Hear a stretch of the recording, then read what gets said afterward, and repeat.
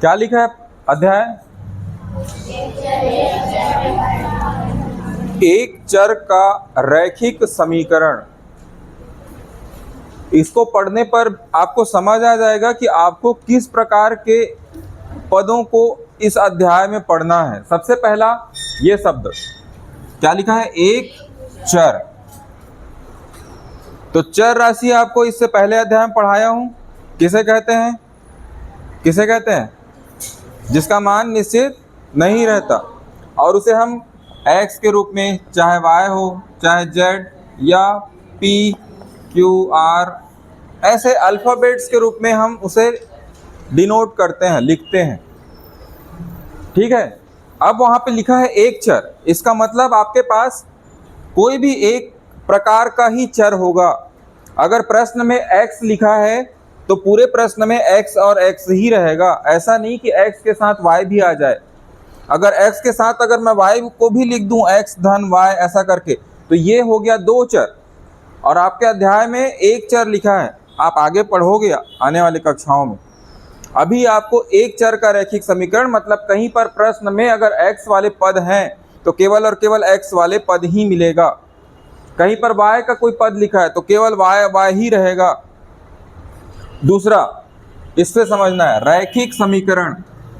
इसका मतलब आपको जो भी समीकरण मिलेगा वो रैखिक समीकरण के रूप में होगा। याद करो, बहुपद में रैखिक बहुपद किसे कहा था मैं? किसको बोलते थे रैखिक बहुपद? जिसमें चर राशि की अधिकतम घात एक रहता था। कितना?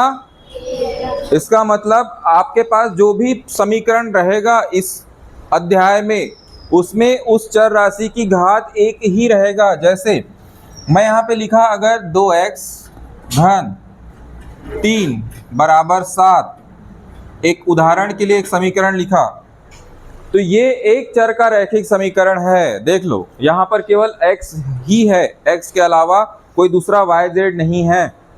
दूसरा, ये एक रैखिक समीकरण है क्योंकि यहाँ पे x की अधिकतम घात 1 है। ठीक है।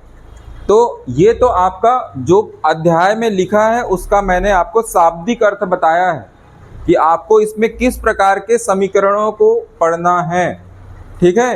अब दूसरा चीज, इसमें आपको शब्दों में जो भी आपका लिखा रहेगा उसे समीकरण के रूप में लिखना सीखना है। तो ये आपका दूसरा काम है। समझ गए?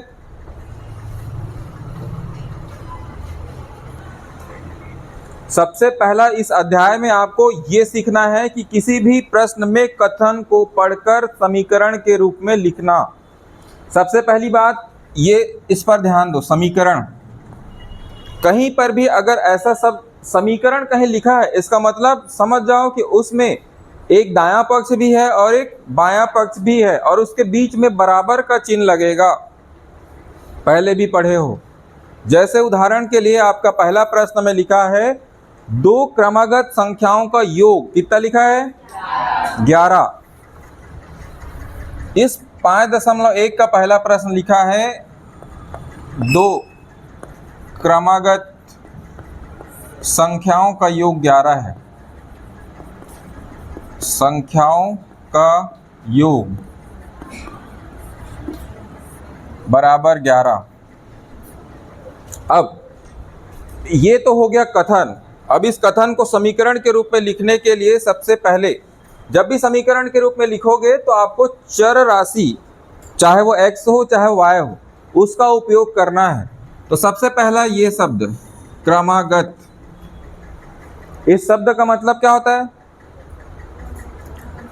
क्रम से आगत। इसका मतलब जो क्रम से आए, मतलब जैसे 1 है तो 1 के बाद 2, 2 के बाद 3, 3 के बाद 4। ठीक। तो जो क्रम से आने वाली संख्याओं को क्रमागत संख्या कहते हैं। अगर मैंने 1 2 3 4 लिखा तो ये क्रमागत संख्याएं हैं।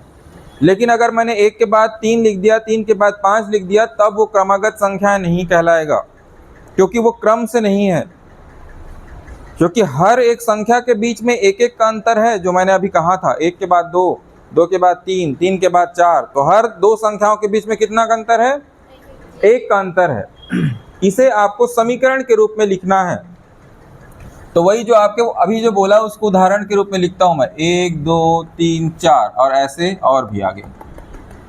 मैंने बोला कि ये क्रमागत संख्याएं हैं। अब आपको इन संख्याओं को समीकरण के रूप में लिखना है। तो सबसे पहली बात, x या y ऐसे चर राशियों का उपयोग करना है।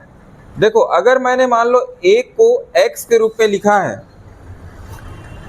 1 को x के रूप में लिखा है, तो ये आने वाला जो संख्या 2 है उसको x के रूप में आगे कितना लिखूंगा?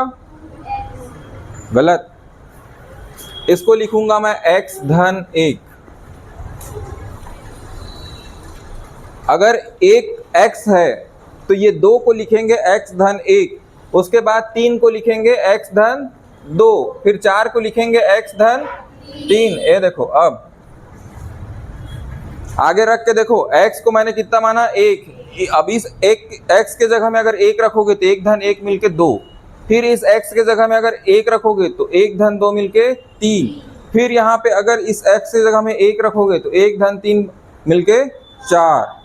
अब इस कथन को हम समीकरण में बदलते हैं।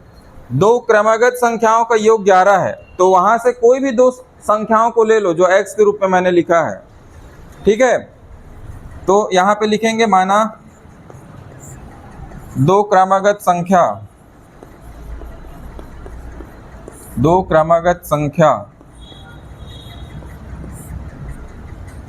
x व x प्लस 1 है। लिखने का तरीका भी है ना, इसीलिए इसको लिख रहा हूं मैं ऐसा। तो अब लिखेंगे इसको प्रश्न अनुसार। प्रश्न में जो कहा गया है उसके अनुसार लिखेंगे जब, तो ये x धन 1 बराबर 11, ये ठीक है। तो ये यहाँ से इतना लिखने पर भी आपका आंसर हो जाएगा, क्योंकि आपको केवल समीकरण लिखकर दिखाना है, ठीक है। लिखो इसको।